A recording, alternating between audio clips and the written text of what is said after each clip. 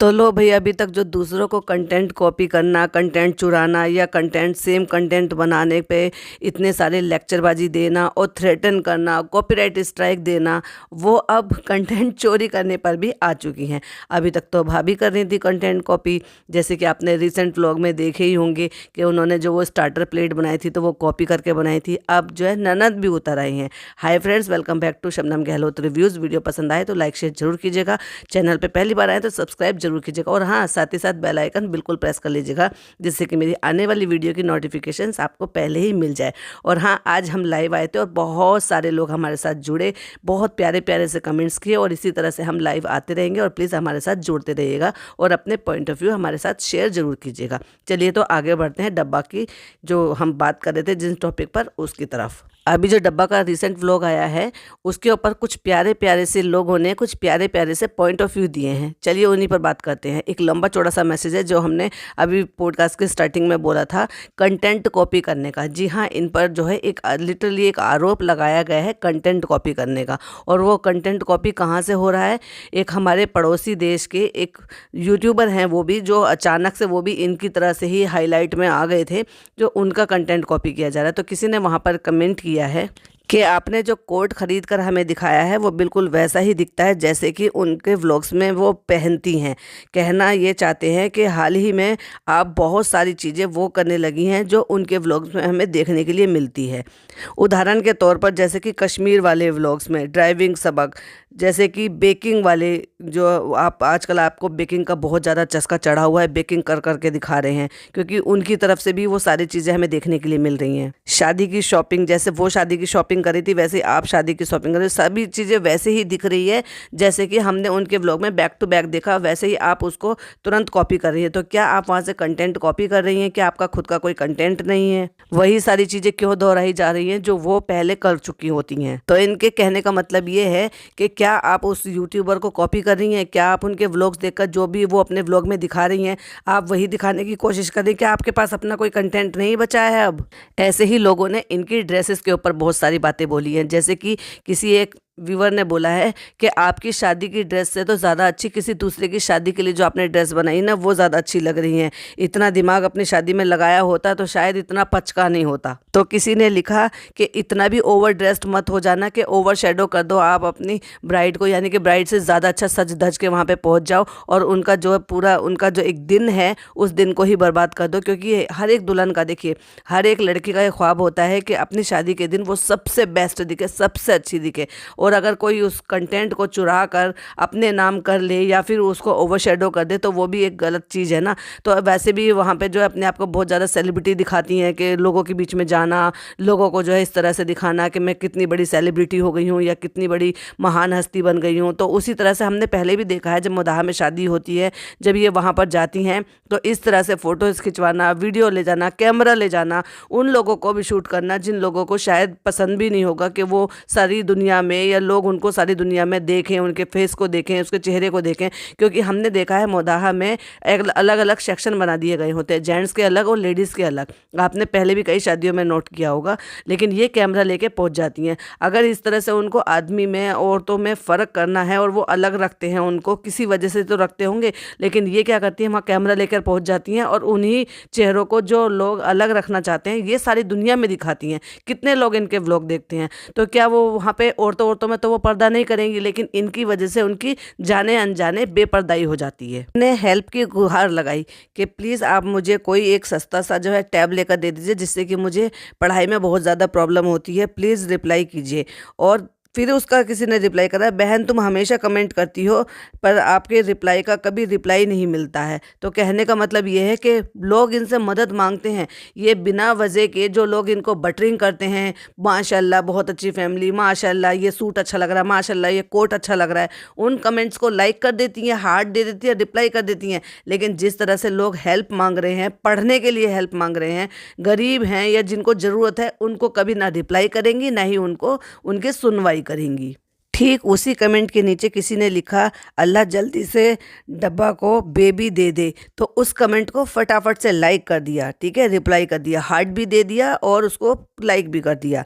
और उसी के नीचे लिखा है, सबादी एंड सनी भाई जोड़ी इज़ परफेक्ट, उसको भी लाइक भी कर दिया और हार्ट भी दे दिया। लेकिन किसी ने हेल्प की गुहार लगाई, ना तो उसको रिप्लाई किया है और ना ही उसको किसी भी तरह से कमेंट किया है, ना ही हेल्प करने की कहीं पर भी कोशिश भी की गई है। ये है तुम्हारी डब्बा मैडम। कहने को पहने हुए जो सूट अब आ नहीं रहे, कुछ बेकार सूट है, हो सकता है कुछ सूट ऐसे हो जो इनको पसंद नहीं आते हो, जिनको टांग देती हैं। आप अगर देखते हो ना तो इनको सूट आते हैं, और जब इस तरह से कॉलेब में सूट आते हैं ना तो वो आपसे साइज़ पूछा जाता है, और जब आपका साइज़ बढ़ता चला जा रहा है, बढ़ता चला जा रहा है, तो हो सकता है कि ये परफेक्ट साइज़ ना बताकर छोटा साइज़ जो पहले आता था वही साइज़ बताते होंगे, और वो पहना नहीं है। तो वो क्या करती हैं, ज़्यादातर आप देख रहे होंगे ना आजकल सूट को हैंगर में टांग कर, पहले जब भी कॉलेब होता था और आप देखते थे कि जब ये स्टोरी लगाती थी, शुरू से स्टोरी लगाती, क्योंकि इंस्टाग्राम का काम इनका शुरू से ही चल रहा है, तो ये क्या करती थी, उन सूट को पहनकर रील्स बनाती थी और शूट भी करती थी, मतलब वो स्टोरी वगैरह भी डलाती थी पहनने के बाद। लेकिन आजकल क्या करती है, उसको हैंगर पे टांग कर ही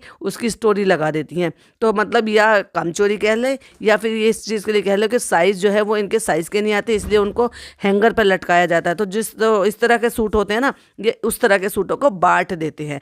पहली चॉइस तो वही इनकी खाला लोग, और दूसरी चॉइस फिर क्या है कि फिर इनको इस तरह से ऐसे बांट देती हैं, या फिर मे भी शायद वो भी अपने किसी रिश्तेदारों को चले जाते हों, या फिर पहने हुए जो सूट हैं उनको ये बांट देती हूँ। जिस कमेंट को इन्होंने लाइक किया है और हार्ट दिया है, उसी कमेंट के ठीक नीचे एक कमेंट है कि मैंने आपसे बहुत उम्मीद लगाकर बोला शालू अपी प्लीज़ हेल्प कर दीजिए, और ये उस कमेंट को ना ही तो उसको रिप्लाई किया गया है, ना हार्ट दिया गया है, ना ही लाइक किया गया है।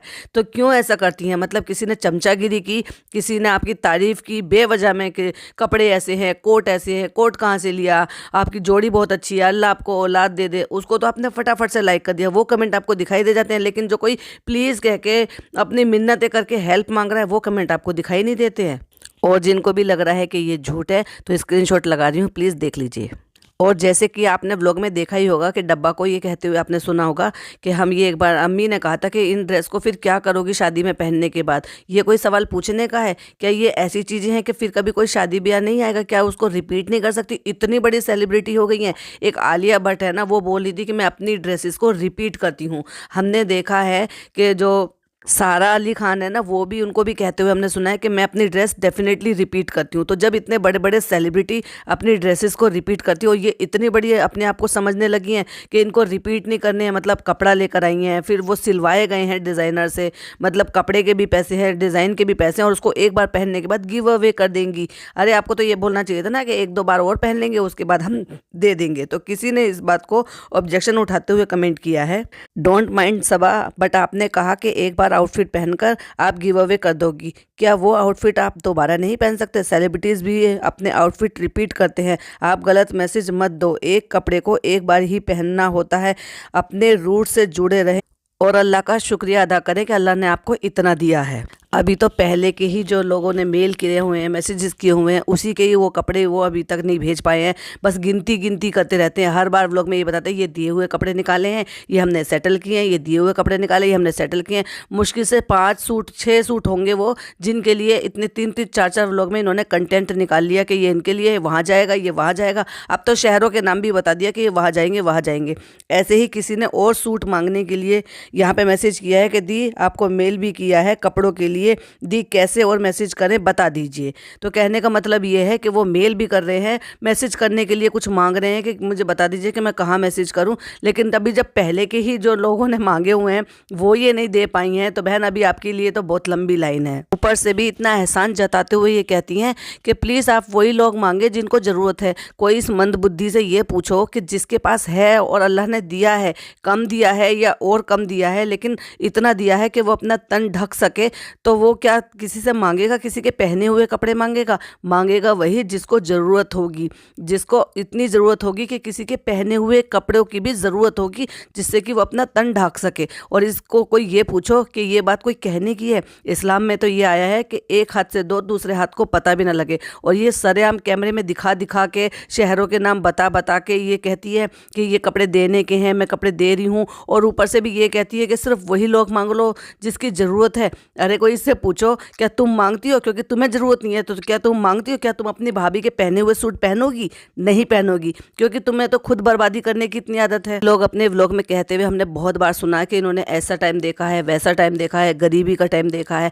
तो आप लोग मुझे एक बात बताइए कि अगर किसी ने बहुत ज़्यादा गरीबी का टाइम देखा है और आज अल्लाह की रहमत से इनकी हालात अच्छे हैं, तो क्या बर्बादी करेंगे? क्या इनको इतना नहीं पता कि जब इनके पास नहीं हुआ करता था तब इनके दिन कैसे थे? तो कम से कम अगर कुछ दिन बेहतर हुए हैं तो बर्बादी तो ना करें, उतना ही करें। इस्लाम तो वही है ना, इस्लाम तब भी था जब आपके पास बहुत कम था और नहीं था। इस्लाम आज भी वही है जब आपके पास बहुत बहुत बहुत से ज़्यादा है। लेकिन इस्लाम तो नहीं बदला ना। इस्लाम क्या कहता है?